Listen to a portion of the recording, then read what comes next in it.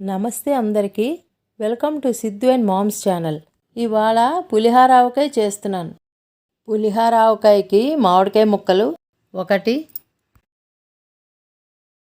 2, 3, 4, 5, 6 కప్పులు.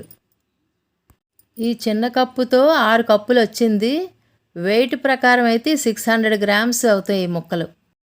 దీనిలో ఆవపిండి 150 గ్రామ్స్ వేస్తున్నాను. కారం 120 గ్రామ్స్ వేస్తున్నాను. ఉప్పు 100 గ్రామ్స్ వేస్తున్నాను, కావాలంటే తర్వాత అడ్జస్ట్ చేసుకోవచ్చు. 1 టీ స్పూన్ పసుపు. ఇవన్నీ బాగా కలుపుకోవాలి. ఇప్పుడు ఇందులో పులిహార పోపు వేయాలి.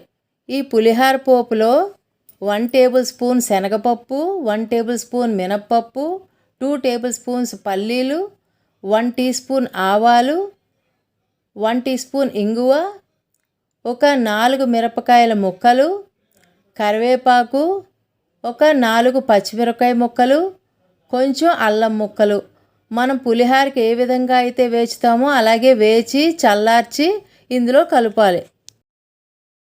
మొత్తం దీనికి ఎంత ఆయిల్ పడుతుందో అంత ఆయిల్ తోటే పులిహార పోపు వేచుతాం కాబట్టి అది కలిపి 3 రోజులు అయ్యాక అది కరెక్ట్గా నూనె సరిపోతుంది.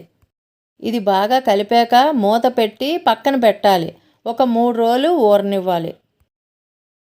పులిహార ఆవకాయ 3 రోజుల తర్వాత ఊరి పైకి నూనె తేలి చక్కగా రెడీ అయిపోయింది. ఇది కలుపుకొని ఇప్పుడు గాజు సీసాలోకి కానీ గ్లాస్ జార్లోకి కానీ పెట్టుకుంటే బాగుంటుంది. ఇది అన్నంలో కలుపుకొని తిన్నప్పుడు పులిహార తిన్నట్టే అనిపిస్తుంది. మూత తీస్తే కూడా పులిహార వాసనే వస్తుంది. కాబట్టి మీరు తప్పకుండా ఇది ట్రై చేయండి. ఈ వీడియో మీకు నచ్చినట్టయితే లైక్ చేయండి, షేర్ చేయండి అండ్ మీ వాల్యుబుల్ కమెంట్స్ నాకు తెలియజేయండి.